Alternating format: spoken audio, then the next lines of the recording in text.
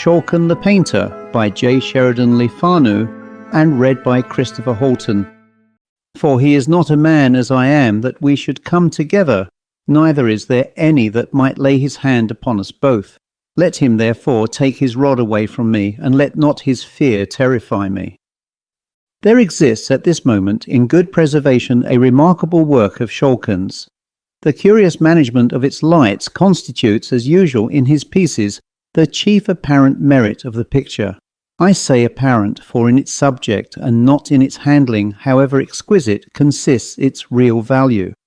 The picture represents the interior of what might be a chamber in some antique religious building, and its foreground is occupied by a female figure in a species of white robe, part of which is arranged so as to form a veil. The dress, however, is not that of any religious order. In her hand the figure bears a lamp by which alone her figure and face are illuminated, and her features wear such an arch smile as well becomes a pretty woman when practising some prankish roguery. In the background, and excepting where the dim red light of an expiring fire serves to define the form, in total shadow, stands the figure of a man dressed in the old Flemish fashion, in an attitude of alarm, his hand being placed upon the hilt of his sword, which he appears to be in the act of drawing. There are some pictures which impress one, I know not how, with a conviction that they represent not the mere ideal shapes and combinations which have floated through the imagination of the artist, but scenes, faces and situations which have actually existed. There is in that strange picture something that stamps it as the representation of a reality. And such in truth it is, for it faithfully records a remarkable and mysterious occurrence, and perpetuates in the face of the female figure, which occupies the most prominent place in the design, an accurate portrait of Rose Velderkaust, the niece of Gerard Douw I, and, I believe, the only love of Godfried Schalken.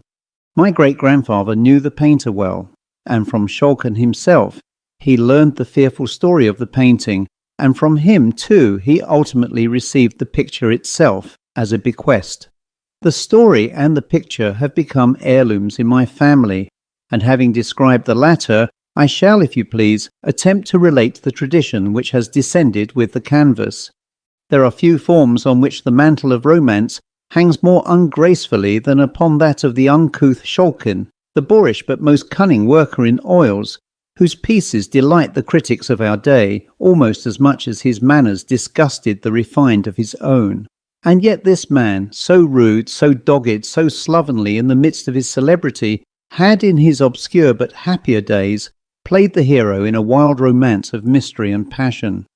When Schalken studied under the immortal Gerard Douw, he was a very young man, and in spite of his phlegmatic temperament, he at once fell over head and ears in love with the beautiful niece of his wealthy master. Rose Velderkaust was still younger than he, having not yet attained her 17th year, and, if tradition speaks truth, possessed all the soft and dimpling charms of the fair, light-haired Flemish maidens. The young painter loved honestly and fervently. His frank adoration was rewarded. He declared his love and extracted a faltering confession in return. He was the happiest and proudest painter in all Christendom. But there was somewhat to dash his elation.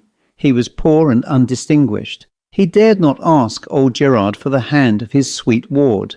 He must first win a reputation and a competence. There were, therefore, many dread uncertainties and cold days before him. He had to fight his way against sore odds. But he had won the heart of dear Rose Velderkaust, and that was half the battle. It is needless to say his exertions were redoubled, and his lasting celebrity proves that his industry was not unrewarded by success. These ardent labours, and worse still, the hopes that elevated and beguiled them, were, however, destined to experience a sudden interruption of a character so strange and mysterious as to baffle all inquiry, and to throw over the events themselves a shadow of preternatural horror. Schalken had one evening outstayed all his fellow pupils, and still pursued his work in the deserted room. As the daylight was fast falling, he laid aside his colours and applied himself to the completion of a sketch on which he had expressed extraordinary pains. It was a religious composition, and represented the temptations of a pot-bellied St. Anthony. The young artist, however destitute of elevation, had nevertheless discernment enough to be dissatisfied with his own work, and many were the patient erasures and improvements which saint and devil underwent, yet all in vain. The large old-fashioned room was silent, and with the exception of himself quite emptied of its usual inmates. An hour had thus passed away, nearly 2, without any improved result. Daylight had already declined, and twilight was deepening into the darkness of night. The patience of the young painter was exhausted, and he stood before his unfinished production, angry and mortified, one hand buried in the folds of his long hair, and the other holding the piece of charcoal which had so ill performed its office, and which he now rubbed, without much regard to the sable streaks it produced, with irritable pressure upon his ample Flemish inexpressibles. "Curse the subject," said the young man aloud. "Curse the picture, the devils, the saint." At this moment a short sudden sniff uttered close beside him made the artist turn sharply around, and he now, for the first time, became aware that his labours had been overlooked by a stranger. Within about 1.5 yards, and rather behind him, there stood the figure of an elderly man in a cloak and broad-brimmed conical hat.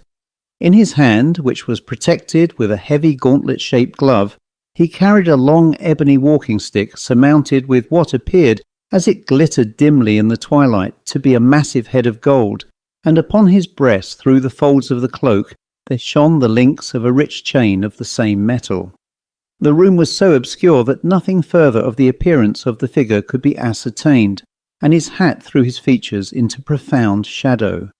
It would not have been easy to conjecture the age of the intruder, but a quantity of dark hair escaping from beneath this sombre hat, as well as his firm and upright carriage, served to indicate that his years could not yet exceed 60 or thereabouts. There was an air of gravity and importance about the garb of the person, and something indescribably odd, I might say awful, in the perfect stone-like stillness of the figure that effectually checked the testy comment which had at once risen to the lips of the irritated artist. He therefore, as soon as he had sufficiently recovered his surprise, asked the stranger civilly to be seated, and desired to know if he had any message to leave for his master. "Tell Gerard Douw," said the unknown, without altering his attitude in the smallest degree, "that Mynheer Vanderhausen of Rotterdam desires to speak with him on tomorrow evening at this hour, and if he please in this room, upon matters of weight. That is all." The stranger, having finished this message, turned abruptly, and with a quick but silent step quitted the room before Schalken had time to say a word in reply. The young man felt a curiosity to see in what direction the burgher of Rotterdam would turn on quitting the studio, and for that purpose he went directly to the window which commanded the door. A lobby of considerable extent intervened between the inner door of the painter's room and the street entrance, so that Schalken occupied the post of observation before the old man could possibly have reached the street. He watched in vain, however. There was no other mode of exit. Had the queer old man vanished, or was he lurking about the recesses of the lobby for some sinister purpose?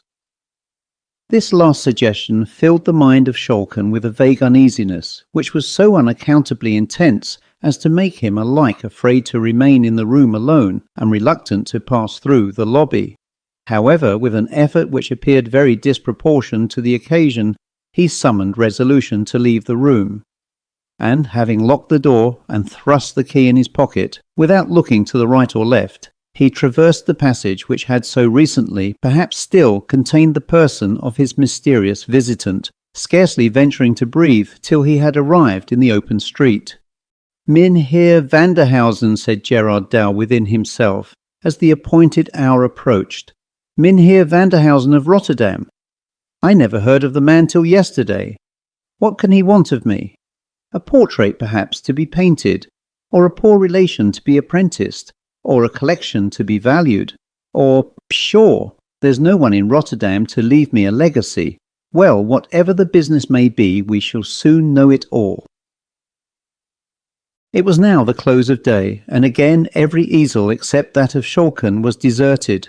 Gerard Douw was pacing the apartment with the restless step of impatient expectation, sometimes pausing to glance over the work of one of his absent pupils, but more frequently placing himself at the window, from whence he might observe the passengers who threaded the obscure by-street in which his studio was placed. "Said you not, Godfrey," exclaimed Douw after a long and fruitful gaze from his post of observation, and turning to Schalken, "that the hour he appointed was about 7 by the clock of the Stadthouse?" "It had just tolled 7 when I first saw him, sir," answered the student. "The hour is close at hand, then," said the master, consulting a horologe as large and as round as an orange. "Mynheer Vanderhausen from Rotterdam. Is it not so? Such was the name, and an elderly man, richly clad," pursued Douw musingly. "As well as I might see," replied his pupil. "He could not be young, nor yet very old neither, and his dress was rich and grave as might become a citizen of wealth and consideration." At this moment the sonorous boom of the Stadthouse clock tolled, stroke after stroke, the hour of 7. The eyes of both master and student were directed to the door, and it was not until the last peal of the bell had ceased to vibrate that Douw exclaimed, So, we shall have his worship presently, that is, if he means to keep his hour. If not, you may wait for him, Godfrey, if you court his acquaintance. But what, after all, if it should prove but a mummery got up by Vankarp or some such wag? I wish you had run all risks and cudgelled the old burgomaster soundly. I'd wager a dozen of Rhenish his worship would have unmasked and pleaded old acquaintance in a trice. "Here he comes, sir," said Schalken in a low monitory tone, and instantly, upon turning towards the door, Gerard Douw observed the same figure which had on the day before so unexpectedly greeted his pupil Schalken. There was something in the air of the figure which at once satisfied the painter that there was no masquerading in the case, and that he really stood in the presence of a man of worship, and so without hesitation he doffed his cap, and courteously saluting the stranger, requested him to be seated. The visitor waved his hand slightly, as if in acknowledgment of the courtesy, but remained standing. "I have the honour to see Mynheer Vanderhausen of Rotterdam," said Gerard Douw. "The same," was the laconic reply of his visitor. "I understand your worship desires to speak with me," continued Douw, "and I am here by appointment to wait your commands." "Is that a man of trust?" said Vanderhausen, turning towards Schalken, who stood at a little distance behind his master. "Certainly," replied Gerard. "Then let him take this box and get the nearest jeweller or goldsmith to value its contents, and let him return hither with a certificate of the valuation." At the same time he placed a small case about 9 inches square in the hands of Gerard Douw, who was as much amazed at its weight as at the strange abruptness with which it was handed to him. In accordance with the wishes of the stranger, he delivered it into the hands of Schalken, and, repeating his direction, dispatched him upon the mission.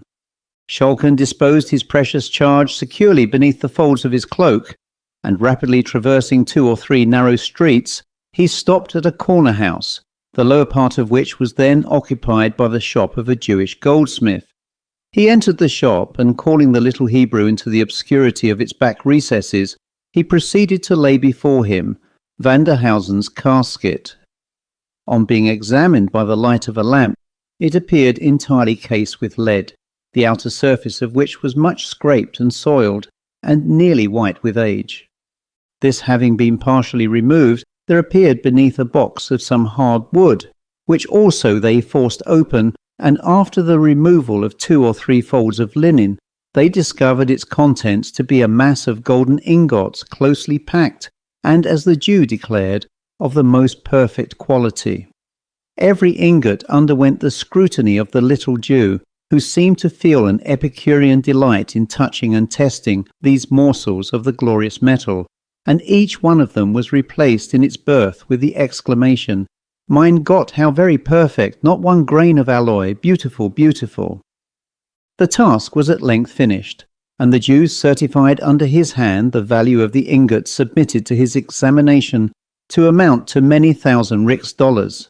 With the desired document in his pocket, and the rich box of gold carefully pressed under his arm, and concealed by his cloak, he retraced his way, and entering the studio found his master and the stranger in close conference.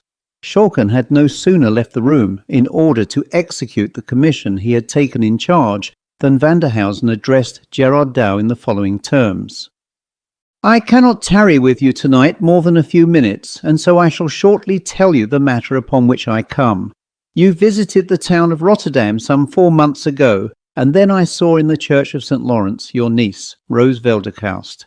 I desire to marry her, and if I satisfy you that I am wealthier than any husband you can dream of for her, I expect that you will forward my suit with your authority. If you approve my proposal, you must close with it here and now, for I cannot wait for calculations and delays." Gerard Douw was hugely astonished by the nature of Mynheer Vanderhausen's communication, but he did not venture to express surprise, for besides the motives supplied by prudence and politeness, the painter experienced a kind of chill and oppression, like that which is said to intervene when one is placed in unconscious proximity with the object of a natural antipathy. An undefined but overpowering sensation while standing in the presence of the eccentric stranger, which made him very unwilling to say anything which might reasonably offend him. "I have no doubt," said Gerard, after 2 or 3 prefatory hems, "that the alliance which you propose would prove alike advantageous and honourable to my niece, but you must be aware that she has a will of her own and may not acquiesce in what we may design for her advantage." "Do not seek to deceive me, Sir Painter," said Vanderhausen. "You are her guardian, she is your ward, she is mine if you like to make her so." The man of Rotterdam moved forward a little as he spoke, and Gerard Douw, he scarce knew why, inwardly prayed for the speedy return of Schalken. "I desire," said the mysterious gentleman, "to place in your hands at once an evidence of my wealth, and a security for my liberal dealing with your niece. The lad will return in a minute or 2 with a sum in value 5 times the fortune which she has a right to expect from her husband. This shall lie in your hands, together with her dowry, and you may apply the united sum as suits her interest best. It shall be all exclusively hers while she lives. Is that liberal?" Douw assented, and inwardly acknowledged that fortune had been extraordinarily kind to his niece. The stranger, he thought, must be both wealthy and generous, and such an offer was not to be despised, though made by a humorist, and one of no very prepossessing presence. Rose had no very high pretensions, for she had but a modest dowry, which she owed entirely to the generosity of her uncle. Neither had she any right to raise exceptions on the score of birth, for her own origin was far from splendid, and as the other objections, Gerald resolved, and indeed by the usages of the time was warranted in resolving not to listen to them for a moment. "Sir," said he, addressing the stranger, "your offer is liberal, and whatever hesitation I may feel in closing with it immediately arises solely from my not having the honour of knowing anything of your family or station. Upon these points you can of course satisfy me without difficulty." "As to my respectability," said the stranger dryly, "you must take that for granted at present. Pester me with no inquiries. You can discover nothing more about me than I choose to make known. You shall have sufficient security for my respectability, my word if you are honourable, if you are sordid, my gold." A testy old gentleman, thought Douw. He must have his own way, but all things considered, I am not justified in declining his offer. I will not pledge myself unnecessarily, however. "You will not pledge yourself unnecessarily," said Vanderhausen, strangely uttering the very words which had just floated through the mind of his companion. "But you will do so if it is necessary, I presume, and I will show you that I consider it indispensable. If the gold I mean to leave in your hands satisfy you, and if you don't wish my proposal to be at once withdrawn, you must, before I leave this room, write your name to this engagement." Having thus spoken, he placed a paper in the hands of the master, the contents of which expressed an engagement entered into by Gerard Douw to give to Wilken Vanderhausen of Rotterdam, in marriage, Rose Velderkaust, and so forth, within 1 week of the date thereof. While the painter was employed in reading this covenant by the light of a twinkling oil lamp in the far wall of the room, Schalken, as we have stated, entered the studio, and having delivered the box and the valuation of the Jew into the hands of the stranger, he was about to retire when Vanderhausen called to him to wait, and presenting the case and the certificate to Gerard Douw, he paused in silence until he had satisfied himself by an inspection of both, respecting the value of the pledge left in his hands. At length he said, "Are you content?" The painter said he would fain have another day to consider. "Not an hour," said the suitor apathetically. "Well then," said Douw with a sore effort, "I am content. It is a bargain." "Then sign at once," said Vanderhausen, "for I am weary." At the same time he produced a small case of writing materials, and Gerard signed the important document. "Let this youth witness the covenant," said the old man, and Godfried Schalken unconsciously attested the instrument which forever bereft him of his dear Rose Velderkaust. The compact being thus completed, the strange visitor folded up the paper and stowed it safely in an inner pocket. "I will visit you tomorrow night at 9 o'clock at your own house, Gerard Douw, and will see the object of our contract." And so saying, Wilken Vanderhausen moved stiffly but rapidly out of the room. Schalken, eager to resolve his doubts, had placed himself by the window in order to watch the street entrance, but the experiment served only to support his suspicions, for the old man did not issue from the door. This was very strange, odd, nay, fearful. He and his master returned together and talked but little on the way, for each had his own subjects of reflection, of anxiety, and of hope. Schalken, however, did not know the ruin which menaced his dearest projects.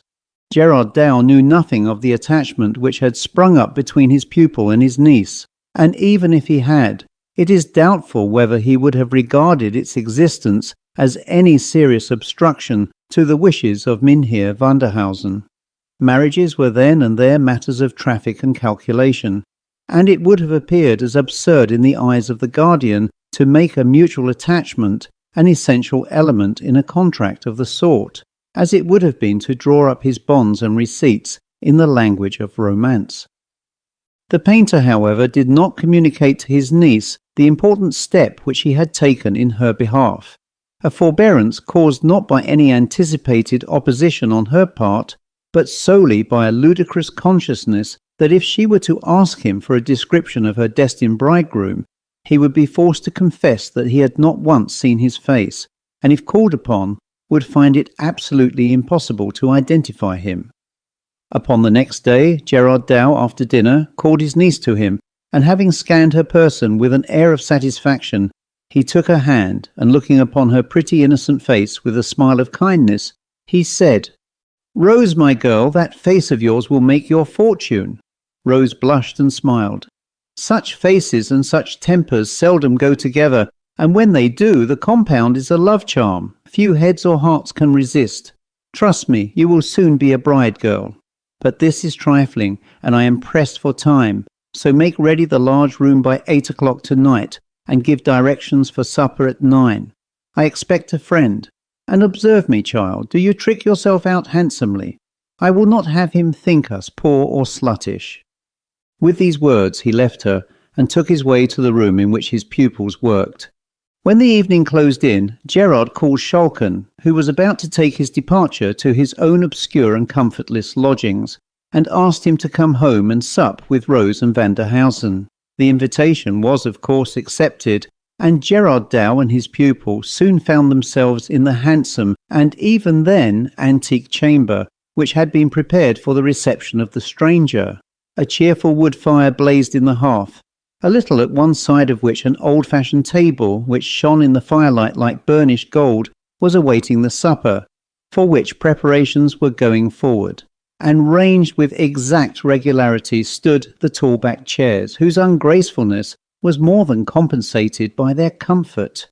The little party, consisting of Rose, her uncle, and the artist, awaited the arrival of the expected visitor with considerable impatience. 9 o'clock at length came, and with it a summons at the street door, which being speedily answered, was followed by a slow and emphatic tread upon the staircase. The steps moved heavily across the lobby. The door of the room in which the party we have described were assembled slowly opened, and there entered a figure which startled, almost appalled the phlegmatic Dutchman, and nearly made Rose scream with terror. It was the form, and arrayed in the garb of Mynheer Vanderhausen. The air, the gait, the height were the same, but the features had never been seen by any of the party before. The stranger stopped at the door of the room, and displayed his form and face completely. He wore a dark-coloured cloth cloak which was short and full, not falling quite to his knees. His legs were cased in dark purple silk stockings, and his shoes were adorned with roses of the same colour. The opening of the cloak in front showed the undersuit to consist of some very dark, perhaps sable material, and his hands were enclosed in a pair of heavy leather gloves, which ran up considerably above the wrist, in the manner of a gauntlet. In one hand he carried his walking stick and his hat, which he had removed, and the other hung heavily by his side. A quantity of grizzled hair descended in long tresses from his head, and rested upon the plaits of a stiff ruff, which effectually concealed his neck. So far all was well, but the face, all the flesh of the face was coloured with the bluish leaden hue, which is sometimes produced by metallic medicines administered in excessive quantities. The eyes showed an undue proportion of muddy white, and had a certain indefinable character of insanity. The hue of the lips, bearing the usual relation to that of the face, was consequently nearly black, and the entire character of the face was sensual, malignant, and even satanic. It was remarkable that the worshipful stranger suffered as little as possible of his flesh to appear, and that during his visit he did not once remove his gloves. Having stood for some moments at the door, Gerard Douw at length found breath and collectedness to bid him welcome, and with a mute inclination of the head, the stranger stepped forward into the room. There was something indescribably odd, even horrible, about all his motions, something undefinable that was unnatural, unhuman. It was as if the limbs were guided and directed by a spirit unused to the management of bodily machinery. The stranger spoke hardly at all during his visit, which did not exceed half an hour, and the host himself could scarcely muster courage enough to utter the few necessary salutations and courtesies. And indeed, such was the nervous terror which the presence of Vanderhausen inspired, that very little would have made all his entertainers fly in downright panic from the room. They had not so far lost all self-possession, however, as to fail to observe two strange peculiarities of their visitor. During his stay, his eyelids did not once close, or indeed move in the slightest degree, and farther, there was a death-like stillness in his whole person, owing to the absence of the heaving motion of the chest, caused by the process of respiration. These two peculiarities, though when told they may appear trifling, produced a very striking and unpleasant effect when seen and observed. Vanderhausen at length relieved the painter of Leyden of his inauspicious presence, and with no trifling sense of relief the little party heard the street door close after him. "Dear uncle," said Rose, "what a frightful man! I would not see him again for the wealth of the States." "Tush, foolish girl," said Douw, whose sensations were anything but comfortable. "A man may be as ugly as the devil, and yet, if his heart and actions are good, he is worth all the pretty-faced perfumed puppies that walk the mole. Rose, my girl, it is very true he has not thy pretty face, but I know him to be wealthy and liberal, and were he 10 times more ugly, these two virtues would be enough to counterbalance all his deformity, and if not sufficient actually to alter the shape and hue of his features, at least enough to prevent one thinking them so much amiss." "Do you know, uncle," said Rose, "when I saw him standing at the door, I could not get it out of my head that I saw the old painted wooden figure that used to frighten me so much in the church of St. Lawrence at Rotterdam." Gerard laughed, though he could not help inwardly acknowledging the justness of the comparison. He was resolved, however, as far as he could, to check his niece's disposition to dilate upon the ugliness of her intended bridegroom, although he was not a little pleased as well as puzzled to observe that she appeared totally exempt from that mysterious dread of the stranger which, he could not disguise it from himself, considerably affected him, as also his pupil Godfried Schalken. Early on the next day there arrived from various quarters of the town rich presents of silks, velvets, jewellery, and so forth for Rose, and also a packet directed to Gerard Douw, which on being opened was found to contain a contract of marriage formally drawn up between Wilken Vanderhausen of the Boom Key in Rotterdam and Rose Velderkaust of Leyden, niece to Gerard Douw, master in the art of painting, also of the same city, and containing engagements on the part of Vanderhausen to make settlements upon his bride, far more splendid than he had before led her guardian to believe likely, and which were to be secured to her use in the most unexceptionable manner possible, the money being placed in the hand of Gerard Douw himself. I have no sentimental scenes to describe, no cruelty of guardians, no magnanimity of wards, no agonies or transport of lovers. The record I have to make is one of sordidness, levity and heartlessness. In less than a week after the first interview which we have just described, the contract of marriage was fulfilled, and Schalken saw the prize which he would have risked existence to secure, carried off in solemn pomp by his repulsive rival. For 2 or 3 days he absented himself from the school.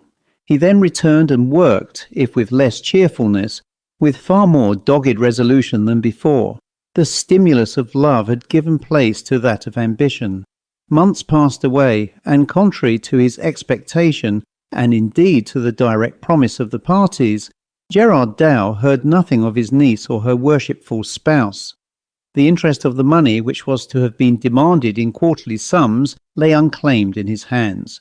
He began to grow extremely uneasy. Mynheer Vanderhausen's direction in Rotterdam he was fully possessed of. After some irresolution he finally determined to journey thither, a trifling undertaking and easily accomplished, and thus to satisfy himself of the safety and comfort of his ward, for whom he entertained an honest and strong affection. His search was in vain, however. No one in Rotterdam had ever heard of Mynheer Vanderhausen. Gerard Douw left not a house in the Boom Key untried, but all in vain. No one could give him any information whatever touching the object of his inquiry, and he was obliged to return to Leyden nothing wiser and far more anxious than when he had left it. On his arrival he hastened to the establishment from which Vanderhausen had hired the lumbering, though, considering the times, most luxurious vehicle which the bridal party had employed to convey them to Rotterdam. From the driver of this machine he learned that, having proceeded by slow stages, they had late in the evening approached Rotterdam, but that before they entered the city, and while yet nearly a mile from it, a small party of men, soberly clad, and after the old fashion, with peaked beards and moustaches, standing in the centre of the road, obstructed the further progress of the carriage. The driver reined in his horses, much fearing, from the obscurity of the hour and the loneliness of the road, that some mischief was intended. His fears were, however, somewhat allayed by his observing that these strange men carried a large litter of an antique shape, and which they immediately set down upon the pavement, whereupon the bridegroom, having opened the coach door from within, descended, and having assisted his bride to do likewise, led her, weeping bitterly and wringing her hands, to the litter which they both entered. It was then raised by the men who surrounded it, and speedily carried towards the city, and before it had proceeded very far, the darkness concealed it from the view of the Dutch coachman. In the inside of the vehicle he found a purse, whose contents more than thrice paid the hire of the carriage and man. He saw and could tell nothing more of Mynheer Vanderhausen and his beautiful lady. This mystery was a source of profound anxiety and even grief to Gerard Douw. There was evidently fraud in the dealing of Vanderhausen with him, though for what purpose committed he could not imagine. He greatly doubted how far it was possible for a man possessing such a countenance to be anything but a villain, and every day that passed without his hearing from or of his niece, instead of inducing him to forget his fears, on the contrary, tended more and more to aggravate them. The loss of her cheerful society tended also to depress his spirits, and in order to dispel the gloom which often crept upon his mind after his daily occupations were over, he was wont frequently to ask Schalken to accompany him home and share his otherwise solitary supper. One evening the painter and his pupil were sitting by the fire, having accomplished a comfortable meal and had yielded to the silent and delicious melancholy of digestion, when their ruminations were disturbed by a loud sound at the street door, as if occasioned by some person rushing and scrambling vehemently against it. A domestic had run without delay to ascertain the cause of the disturbance, and they heard him twice or thrice interrogate the applicant for admission, but without eliciting any other answer but a sustained reiteration of the sounds. They heard him then open the hall door, and immediately there followed a light and rapid tread on the staircase. Schalken advanced towards the door. It opened before he reached it, and Rose rushed into the room. She looked wild, fierce and haggard with terror and exhaustion, but her dress surprised them as much as even her unexpected appearance. It consisted of a kind of white woolen wrapper, made close about the neck and descending to the very ground. It was much deranged and travel-soiled. The poor creature had hardly entered the chamber when she fell senseless on the floor. With some difficulty they succeeded in reviving her, and on recovering her senses she instantly exclaimed, in a tone of terror rather than mere impatience, "Wine, wine, quickly, or I'm lost!" Astonished and almost scared at the strange agitation in which the call was made, they at once administered to her wishes, and she drank some wine with a haste and eagerness which surprised them. She had hardly swallowed it when she exclaimed, with the same urgency, "Food, for God's sake, food at once, or I perish!" A considerable fragment of a roast joint was upon the table, and Schalken immediately began to cut some, but he was anticipated, for no sooner did she see it than she caught it, a more than mortal image of famine, and with her hands, and even with her teeth, she tore off the flesh and swallowed it. When the paroxysm of hunger had been a little appeased, she appeared on a sudden overcome with shame, or it may have been that other more agitating thoughts overpowered and scared her, for she began to weep bitterly and to wring her hands. "Oh, send for a minister of God," said she. "I am not safe till he comes. Send for him speedily." Gerard Douw dispatched a messenger instantly and prevailed on his niece to allow him to surrender his bedchamber to her use. He also persuaded her to retire to it at once to rest. Her consent was extorted upon the condition that they would not leave her for a moment. "Oh, that the holy man were here," she said. "He can deliver me. The dead and the living can never be one. God has forbidden it." With these mysterious words she surrendered herself to their guidance, and they proceeded to the chamber which Gerard Douw had assigned to her use. Do not leave me for a moment," said she. "I am lost for ever if you do." Gerard Douw's chamber was approached through a spacious apartment which they were now about to enter. He and Schalken each carried a candle, so that a sufficiency of light was cast upon all surrounding objects.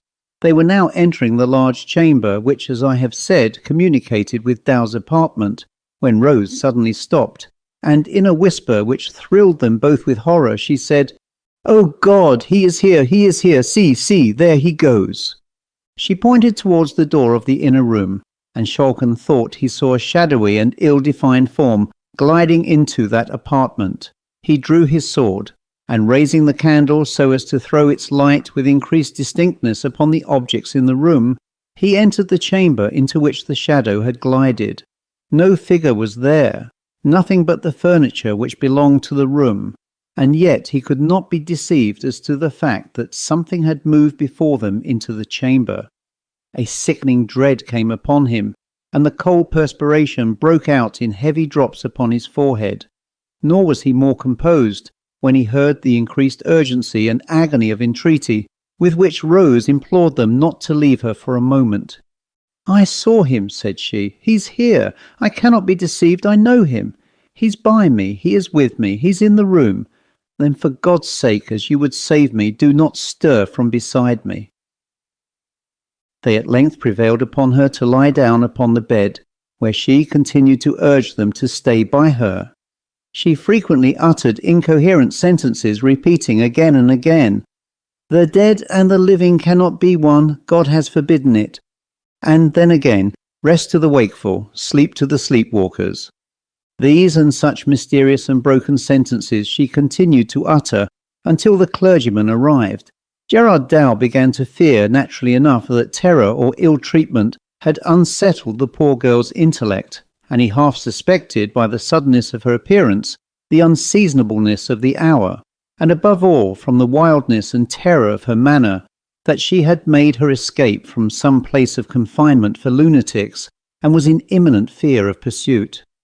He resolved to summon medical advice as soon as the mind of his niece had been in some measure set at rest by the offices of the clergyman whose attendance she had so earnestly desired, and until this object had been attained, he did not venture to put any questions to her, which might possibly, by reviving painful or horrible recollections, increase her agitation.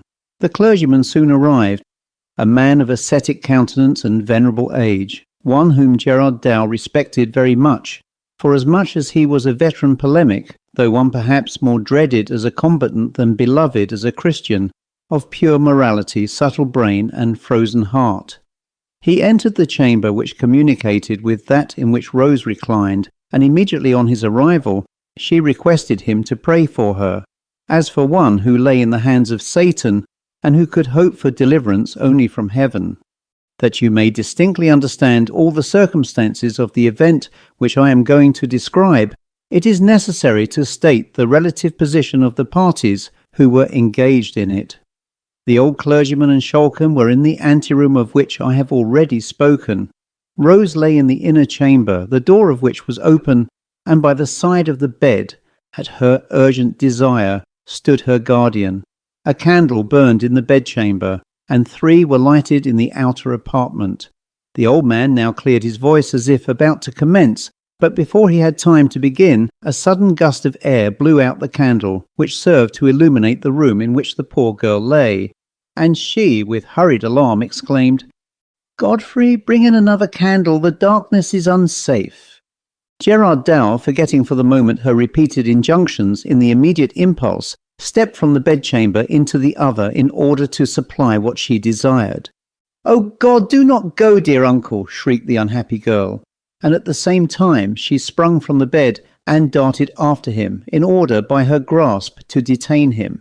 But the warning came too late, for scarcely had he passed the threshold, and hardly had his niece had time to utter the startling exclamation, when the door which divided the 2 rooms closed violently after him, as if swung by a strong blast of wind. Schalken and he both rushed to the door, but their united and desperate efforts could not avail so much as to shake it. Shriek after shriek burst from the inner chamber, with all the piercing loudness of despairing terror. Schalken and Douw applied every nerve to force open the door, but all in vain.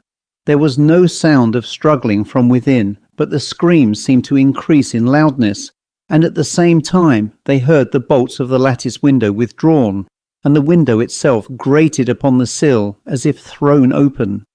One last shriek, so long and piercing and agonized as to be scarcely human, swelled from the room, and suddenly there followed a death-like silence. A light step was heard crossing the floor, as if from the bed to the window, and almost at the same instant the door gave way, and yielding to the pressure of the external applicants, nearly precipitated them into the room. It was empty. The window was open, and Schalken sprung to a chair and gazed out upon the street and canal below. He saw no form, but he saw, or thought he saw, the waters of the broad canal beneath, settling ring after ring in heavy circles, as if a moment before disturbed by the submission of some ponderous body. No trace of Rose was ever after found, nor was anything certain respecting her mysterious wooer discovered or even suspected. No clue whereby to trace the intricacies of the labyrinth and to arrive at its solution presented itself. But an incident occurred which, though it will not be received by our rational readers in lieu of evidence, produced nevertheless a strong and a lasting impression upon the mind of Schalken. Many years after the events which we have detailed, Schalken, then residing far away, received an intimation of his father's death, and of his intended burial upon a fixed day in the church of Rotterdam. It was necessary that a very considerable journey should be performed by the funeral procession, which, as it will be readily believed, was not very numerously attended. Schalken with difficulty arrived in Rotterdam late in the day upon which the funeral was appointed to take place. It had not then arrived. Evening closed in, and still it did not appear. Schalken strolled down to the church. He found it open. Notice of the arrival of the funeral had been given, and the vault in which the body was to be laid had been opened. The sexton, on seeing a well-dressed gentleman whose object was to attend the expected obsequies, pacing the aisle of the church, hospitably invited him to share with him the comforts of a blazing fire, which, as was his custom in winter-time upon such occasions, he had kindled in the hearth of a chamber in which he was accustomed to await the arrival of such grisly guests, and which communicated by a flight of steps with the vault below. In this chamber Schalken and his entertainer seated themselves, and the sexton, after some fruitless attempts to engage his guest in conversation, was obliged to apply himself to his tobacco pipe and can to solace his solitude. In spite of his grief and cares, the fatigues of a rapid journey of nearly 40 hours gradually overcame the mind and body of Godfried Schalken, and he sank into a deep sleep, from which he awakened by someone's shaking him gently by the shoulder. He first thought that the old sexton had called him, but he was no longer in the room.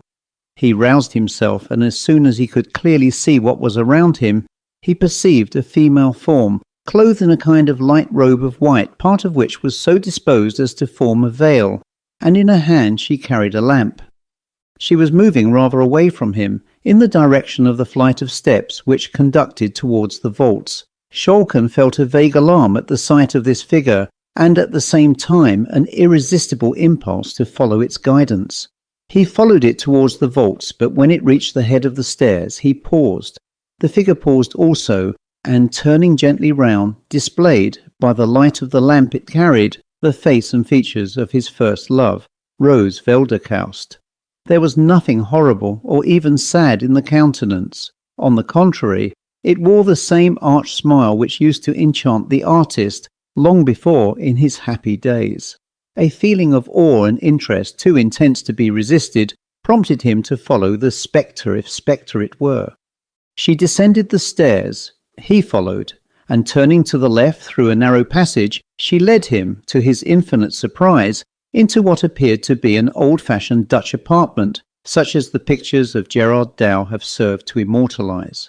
Abundance of costly antique furniture was disposed about the room, and in one corner stood a four-post bed, with heavy black cloth curtains around it. The figure frequently turned towards him with the same arch smile, and when she came to the side of the bed, she drew the curtains, and by the light of the lamp which she held towards its contents, she disclosed to the horror-stricken painter, sitting bolt upright in the bed, the livid and demoniac form of Vanderhausen. Schalken had hardly seen him when he fell senseless upon the floor, where he lay until discovered on the next morning by persons employed in closing the passages into the vaults. He was lying in a cell of considerable size, which had not been disturbed for a long time, and he had fallen beside a large coffin, which was supported upon small pillars, a security against the attacks of vermin. To his dying day, Schalken was satisfied of the reality of the vision which he had witnessed, and he has left behind him a curious evidence of the impression which it wrought upon his fancy, in a painting executed shortly after the event I have narrated, and which is valuable as exhibiting not only the peculiarities which have made Schalken's pictures sought after, but even more so as presenting a portrait of his early love, Rose Velderkaust, whose mysterious fate must always remain matter of speculation. The end.